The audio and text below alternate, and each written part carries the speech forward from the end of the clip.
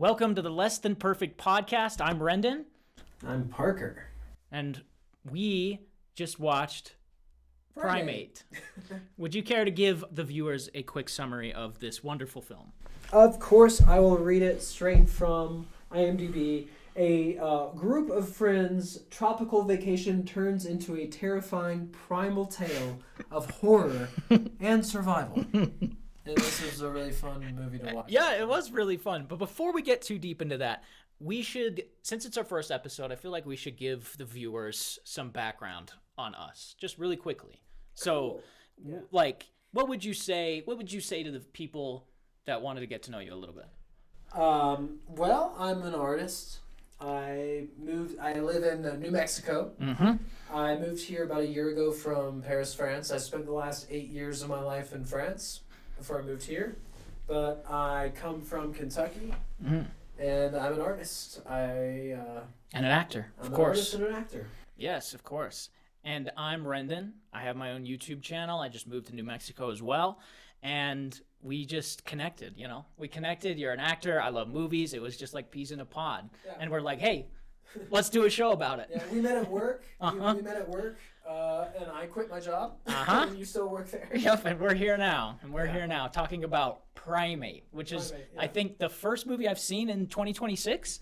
And it's definitely mine, yeah. Yeah, and first impressions, I thought it was a lot of fun. I went into it expecting this movie to be some hot dog water, like just trash, but it might be fun. But I had a lot of fun with it. I think it was actually pretty solid. Yeah. No, I would say, first of all, kudos to the director. Yes. Johannes Roberts, writers Johannes Roberts and Ernst Riera. Yes. And it had a cast. It's got Johnny Sequoia, Jess Alexander, and Troy Kotsur on it. I thought the casting was done well. Yes. A lot of hot bodies. Yeah, for sure. Yeah.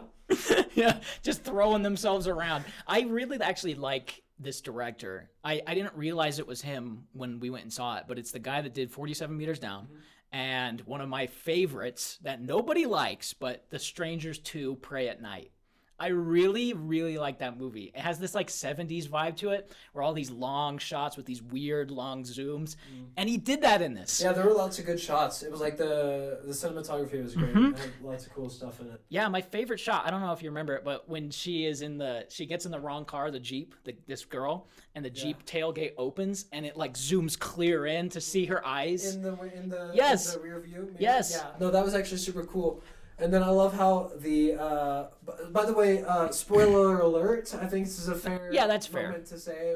We gave the synopsis, now we're going to get into it. We're going to get into it. I loved how the chimpanzee locked the door after he bashed her brains in. Yes. I thought that was pretty crazy. I guess we should start maybe from the beginning and work our way through it a little bit to give people context, because that happens like an hour in, probably. Would you say? Yeah, probably. Yeah, but I think the movie had me in the literal first scene. Like the best kill of the movie is in the first 2 minutes. No, absolutely. The hook definitely got you. I feel really bad for the 3 people who showed up like 30 minutes after it started, because they missed the best part. They didn't get to see the coolest thing, which we'll leave for you to discover. Yes? Yes, sure. But it might be, it's based on a historic fact of chimpanzees and ripping faces. And faces, yes.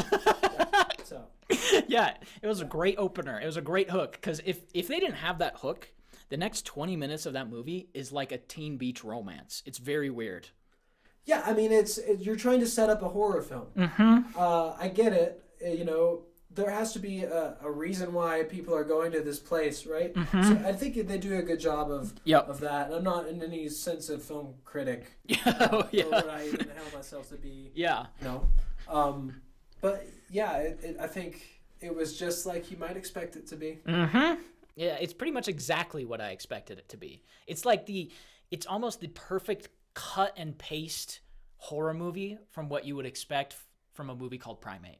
Like literally, if I pictured a horror movie called Primate, this is literally it. Like, it doesn't do too much crazy. There's basically no characterization to anybody. They're very small little things. And then chimpanzee runs around and kills people. Sure, but that is one way to look at it. And then there's like trying to extract meaning out of something. Yes. That like you would typically maybe see it like that. Like, oh, this is a movie about a family that something happens and then their pet goes crazy and kills everybody, and then that's it. But if you try to look a little bit deeper and try to like just associate meanings of the characters, you can assign them more like archetypal characters, like instead of it just being a dad. Like it's actually quite interesting, and there was lots of layers to it, in my opinion. The hero of the story is you meet him first. It's clearly the father. Yes. The father is actually a great character. He's the best part. He's the best part. The father is the hero of the story, and he's deaf. He can't even hear, so he signs. So it adds another layer. There's a nice twist to it. Yeah. That even at the end, which we won't get to right away. But yeah, we'll get there later. It makes you think a little bit deeper on it. Yeah, when we came out of it, you said that you had this interesting interpretation of it. When I want to get to that as we get to the end, because when it ended, there was a specific thing that happened, and you're like, interesting. And I saw those wheels spinning, so I'm interested to hear about that. Okay. But I do want to talk about the deaf dad. Because I think without him, it would probably be the most generic version of a horror movie. Because I love that they added that as a twist. I wish they did more with it, because there's this one moment when, like, the main character girl, I don't remember any of their names.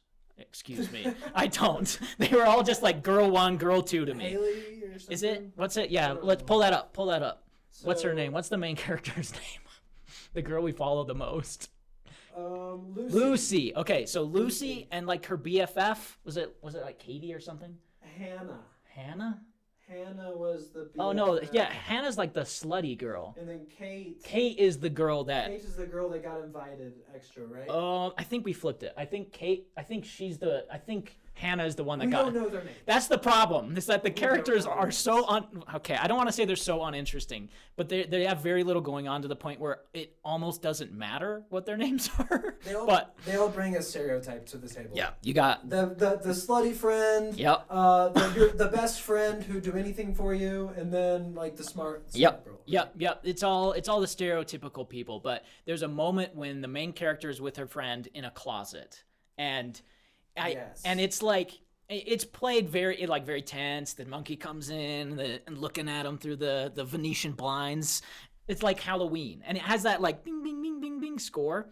They're saved by the plastic. They are saved by the plastic. He's trying to look through. Couldn't smell. They can't be there. But it's like it's a really generic moment that I think is elevated by the fact that the dad is deaf, because then they have to be quiet in order to not alert the monkey, and they like start signing to each other. And I was like, ooh, this is interesting. They can go throughout the house and communicate without actually talking, but they only did it the one time.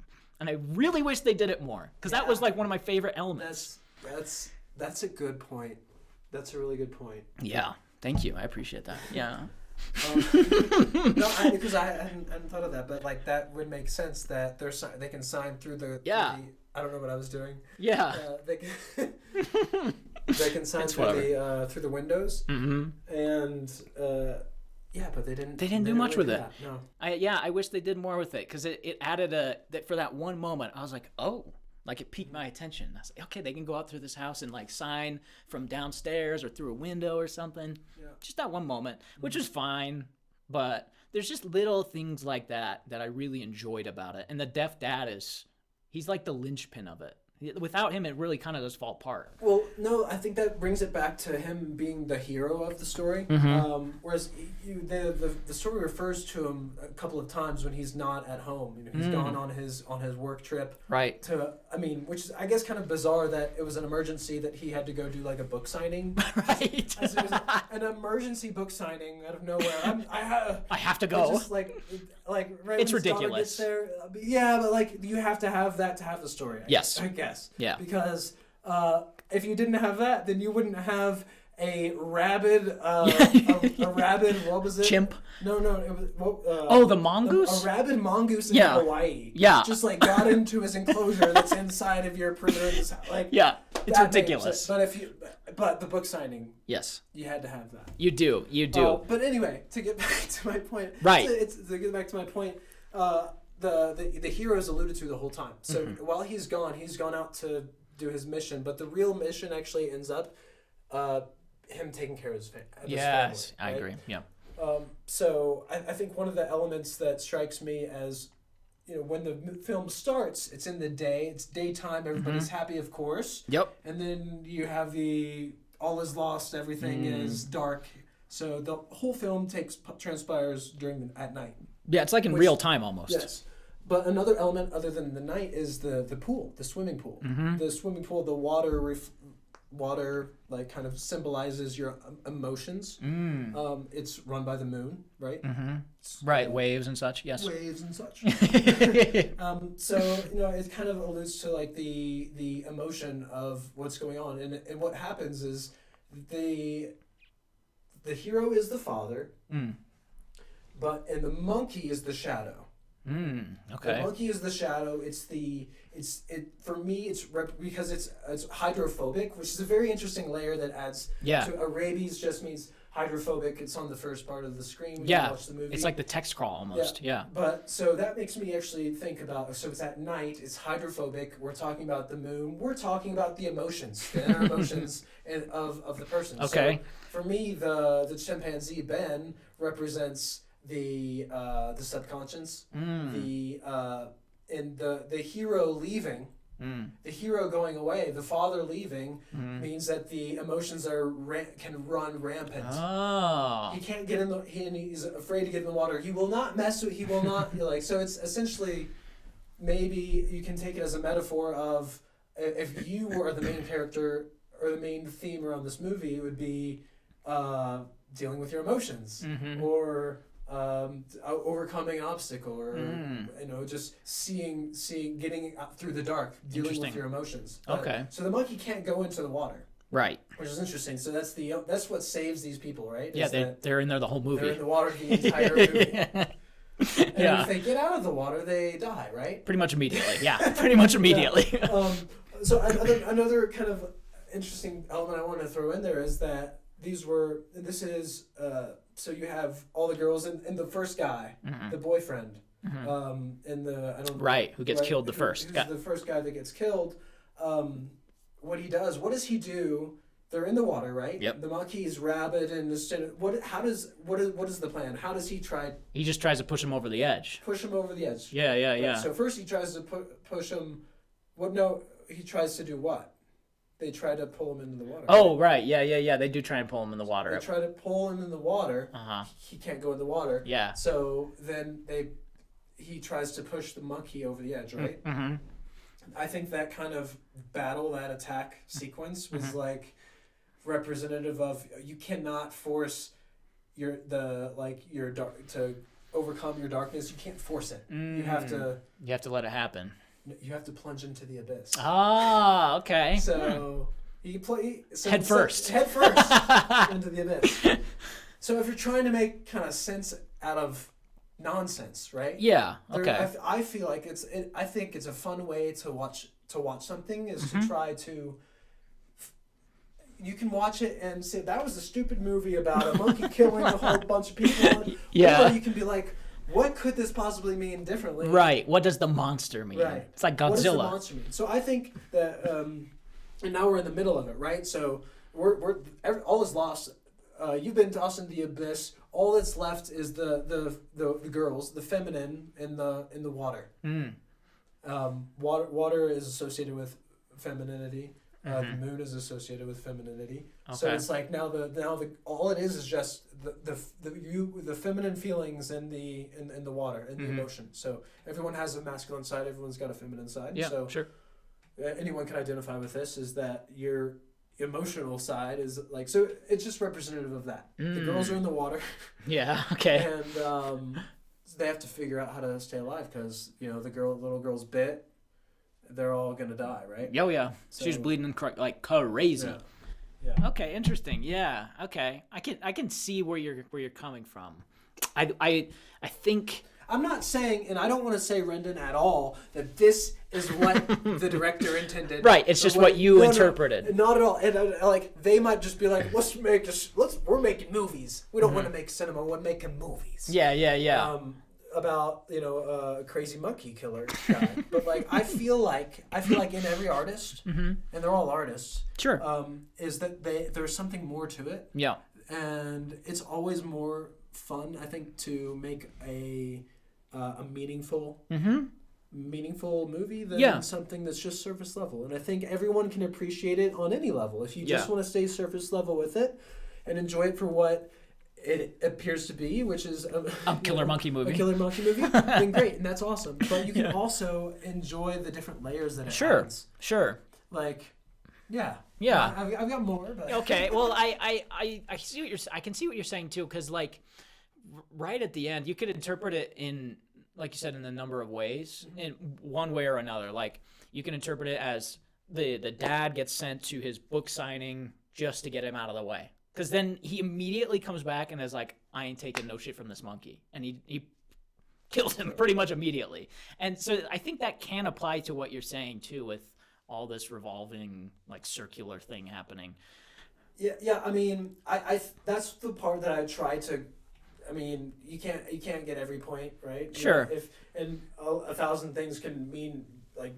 this, and then you can say the next thing will be contradictory. Sure. But it's just trying to find meaning. And find meaning and have fun. Yeah, sure. But, yeah. What is the if the father is the hero? What is his mission? Because the hero typically gets called for a higher call. Yeah, a higher power. Then returns. Yes. Right. So I don't know. They didn't show a lot. They didn't give him maybe enough. He needed more. But there could have been more for him to really expand into whatever revelation that he had. Right. I really enjoyed the cinematography of it when they would show him and they would cut all the sound off and it would be just that was cool. To kind of give more of his perspective, especially like when he returns. That's the best set piece in the movie. Yeah, when she's screaming, fighting the ape or the monkey, and she can't even. Right. He can't even hear him. He can't hear. That's the best part of the movie. And also in that moment, he's blind. Effectively, he's blind. They're in the dark. He's like banging on the walls. On different dimensions. He's not there. So he's still yet to turn on the lights and see everything for what it is. And this, and so when he does come and he finally how does he exactly find out there's something wrong? That's a good question. I don't remember. Because let's see, he comes home, they're fighting under the couch, sister shows up, he goes out. I think he just shows up, doesn't he? Like she's about to get her jaw ripped off. So he went to that douchebag from the airplane. Right, that got his jaw ripped off. Got his jaw ripped off. I think he saw that and was like, right, something's not right. It's funny because actually, and you look at that. The framing of that particular part where he discovers the body, it's the lights are actually coming on. Yeah. The lights come on. Yeah. So so then he's no longer blind, and the sound comes back, and then he it's a moment of realization. Yes. Visually and literally symbolizing. Yeah. He's coming to light, and like, oh my gosh, now he's reinvigorated, and he becomes the hero that he's supposed to be. And he kills him with a bottle. Yeah. Yeah, it's crazy. Yeah, I see what you're saying, and I think there is something really interesting too with like, I wish that they did more. Like, this is a movie that I think there's so much potential, and I don't want to say it's wasted because it is. I still had a lot of fun with it, but there is some really interesting character things going on that they kind of drop. Like at the start when Lucy, the main character, comes home and her dad and her sister are like, "You've been gone for a long time. Like, we don't really vibe with you really right now." Like the sister is playing her Switch and refuses to be taken away from it. And then her dad's like, "Oh, I'm leaving." And she's like, "You always left and I left too." There's like an interesting dynamic where she kind of became her father in a way. And then she also wanted this guy who she couldn't have. And then there's these douchebags that come in that are like the flash in the pan guys, where I felt like there was supposed to be this character arc or growth with this character where I know me wanting character arcs. When you in the movie Primate. In the movie you were like, there's the body count. Yeah, I know. You're like, as soon as you see him, you don't talk about, I think this is gonna be a good character. You're like, body count. Body count. They were the body count. I know, they literally were. Because that's what's frustrating. It's like they were just the body count, and I wanted them to be more because I wanted her to have a character arc. I wanted her to go from this person who is like her family is all like separated a little bit. She wants this, they want this, and then they come together. Well, you think they're gonna do that all in one movie? Wait for Primate 2. Wait for Primate 2. It'll be better than ever. They'll have a gorilla this time. Oh, okay. I'd watch that. Harambe 2. Yeah, okay. I really wish they did more with the characters. How old are you? Too old. Yeah, too old. I know. Who was that? Yeah, I wanted so much more of it. Like we said, these characters, they barely have names. Like there's something interesting there. I do too. It's yeah, let's look it up because we forgot them already. Lucy, Hannah, Kate, Adam. Yeah, I don't remember. The guys on the plane Shout are out literally to just. everybody. Dude, the guy on the plane, the black guy, his head isn't even in his headshot. They don't even have a good picture of him on there. It's fine. Come on. They're in a movie and we're not. That's true. All right. Shut You up. got me there. I'm happy for all of them, and they should be proud for their work. I am too. If you- I'm not besmirching the actors. I'm besmirching the character writing. I don't think it's good at all. I think it's completely flat, which is obviously it's Primate. I get that. It's a shitty, maybe not shitty, but it's a stupid ape movie where people get killed with potentially some subtext, potentially other things. But dude, it's not that hard to give somebody a character arc. It's not that hard to give your main character a character arc. She doesn't do nothing. The two guys from the plane, they called her back, and they came, and they both got. They got body counted. Yeah. They got ruthlessly. Yeah, killed immediately. That was. The jawbone scene was great. So, in my opinion, Rendan, that is the biggest character arc you could get in this movie. Is they're alive and now they're not. And they were in one piece and now they're in several. And now they're in multiple. Wow. I did think in my brain that scene when the monkey is ripping that one guy's jaw off. It was like this is like date rape. What was very interesting is that when the other guy got it, it was clean. There was you didn't see nothing. Bone and teeth. Yeah, it's ruthless. Yeah, it was awesome. That was a great kill. He ripped his jaw off. No means no though. For me, it wasn't a horror movie so much. No. As more of like a. I mean, I have, I guess, a weird sense of humor, so I kind of laughed a lot. Oh, me too. Yeah, it was hilarious. It was fun, and I recommend watching it. Yes. But yeah, it feels like the tongue is firmly in cheek with this movie. Like I don't feel like they made a movie to be taken seriously. I don't. Like maybe I'm wrong. Maybe. I mean, when they're at the Academy Awards. Yeah. Okay. You'll be when these actors get all their Best Actors awards. There might be some buzz. okay, all right. There could be some for buzz. girl 2, guy body count 1. I feel like this. I don't know. You wish you were body count 1. I do actually. It's actually a dream of mine to be killed in a movie. I think it would be so fun. I bet your body. Let me guess your body count. No, I'm kidding. I was waiting. No, I think what was I saying? 0? No. Okay, don't do me like that. Ow. Don't do me like that. Need some more? It's 1. Yeah, thank you. No, I think it's a firmly tongue-in-cheek movie. I don't think this was designed to scare people. It has some tense moments, and I think they played with the medium, but I don't think it's designed to scare people. Maybe I'm wrong. Maybe the 15-year-olds will love it as a scary movie. I mean, I'm excited. We got excited when there was a jump scare. So there's different things that can be scary, that kind of hit those little neurosensors in our head that activate, and that's dopamine. You know? So it's exciting. You know, like we're not gonna run or we're not gonna go anywhere. No, we're not in real danger. Yeah. Oh, this is fun. It's just fun. This is other people, not us. Yeah. It's oh just, my gosh. I've just seen, I love horror movies. Horror movies are my favorite genre. Like horror, I love horror because it's usually like legitimately really scary or it's really fun. And this one is really fun. Like maybe if this was your first horror movie you ever saw, you might not think it was fun, but like it's so excessive immediately that I was like, okay, they know what they're like. The close-up shot of a guy, spoilers, close-up shot of a guy getting his face ripped off in the first 30 seconds. I was like, all right, they're having fun. Yeah, they're having you fun. know this is gonna be a good movie. Honestly, I would say if you start like that, you should follow up pretty consistently too. Yeah. So we could always use more deaths. I agree. I think more deaths. I agree. I think deaths. I think some of the deaths were a little tame in comparison. Primate 2 needs to have way more deaths in it. Way a lot more more excessive. faces being ripped off.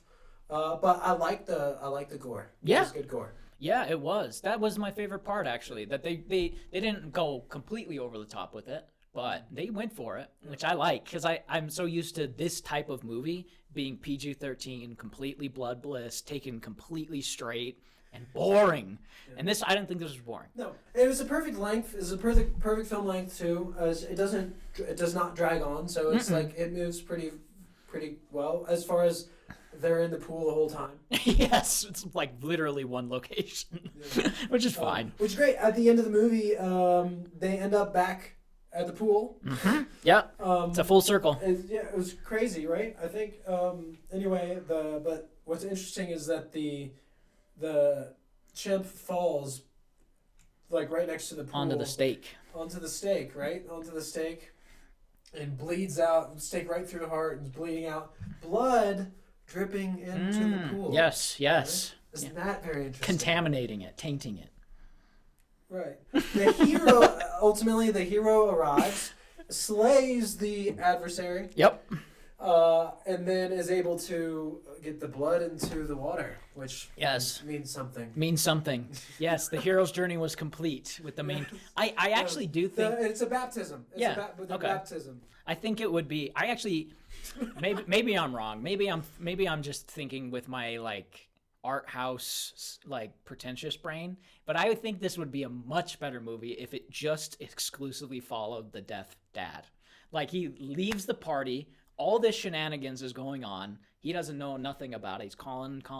You see his day to day. He's deaf. He's deaf. Call like right. that, right. Okay. You got. Okay. Text. Don't be ableist. That's my bad. But ruined. Speaking of ableist though, every single I don't know if you caught it. Every single poster for his books was the silent something. It was like the silent death, the silent scream. What? It was literally. You didn't catch it? Every single poster was the silent something. It was crazy. So they that's why I say it's very tongue in cheek. That's important. Like, what could it mean though? No, I don't know. What could it mean? I don't know. I think they're just being cheeky.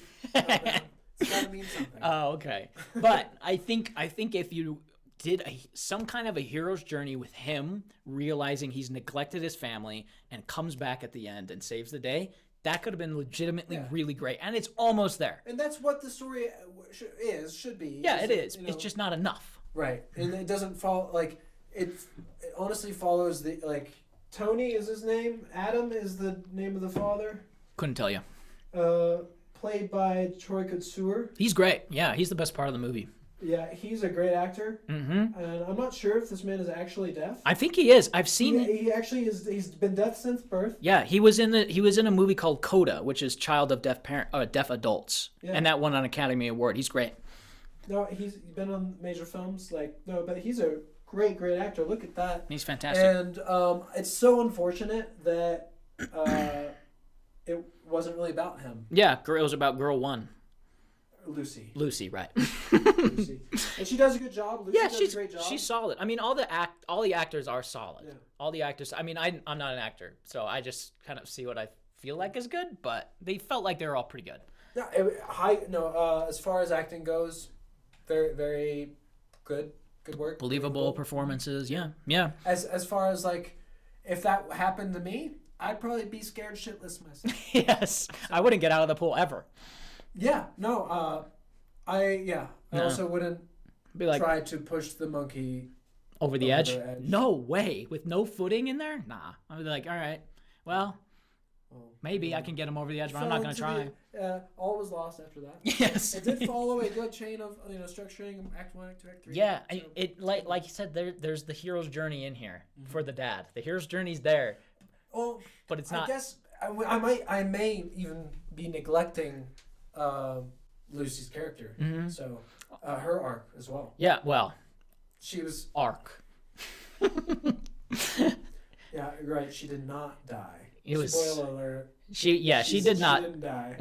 For me, she's just a complete flatline. Like, she's a good actor, did a great job, but The character. the It's character's it's, nothing. It made me sad. It could have been. It could have been done better. Yeah. But gosh, it was fun to watch. Yeah, it was I great. would recommend it. Oh yeah, I would recommend it too. Like, obviously, I've made my gripes very clear, but at the end of the day, like I said at the start, this is exactly what I would expect from a movie like this. It's fun, it's cheeky, and it's a really good time. And then you turn it off, and you might get something out of it, you might not, but it's fun. Yeah, I agree. I mean, and I liked watching it with you. And Yeah, it was seeing fun. It was in addition to that, I think I could add that you can always find meaning in something. Sure. And it's worth it to look. Sure. I think even if it is just a surface level, just a fun little thing, Yeah. with flatline characters or whatever, you can always find meaning in something. And Sure. it's important that if you're going to spend $20, Yeah. to go And to the 2 theater hours. in 2 hours of your time, Might as that well you look. get something out of it. But if you're really good at watching movies, you can have fun and find meaning. Exactly. Yes. And the meaning doesn't have to matter at all. So Yeah. none of it matters. Yeah, yeah, who cares? But yeah, I mean, I think like a movie like this is, I think it's the perfect type of horror movie because it is accessible to everybody. I mean, it's rated R, so I guess it's not accessible to everybody, but it's watchable for somebody who isn't into movies, and it's watchable for someone who is, because it's fun and you can just have a good time with it, or you can just sit back, turn your brain off, and enjoy it. I feel like it's fun for the whole family. I would recommend showing this to anybody who wants to watch it. Oh, okay. Yeah. Anybody. Anyone. I mean, I had to beg to watch Jurassic Park Oh, I love Jurassic Park. 3 Oh, when it came out. yeah. As a wee When lad. did it come out? I don't know, 2000 something, 2003, I don't know. I had to beg to watch that movie, Yeah, that was a scary movie. and it was fine. So, this will be fine. Yeah, it's So watchable. we need her Timmy to watch Primate. Primate. I do you think that this will be lost to time? Yeah. Yeah. Unfortunately, I think so too.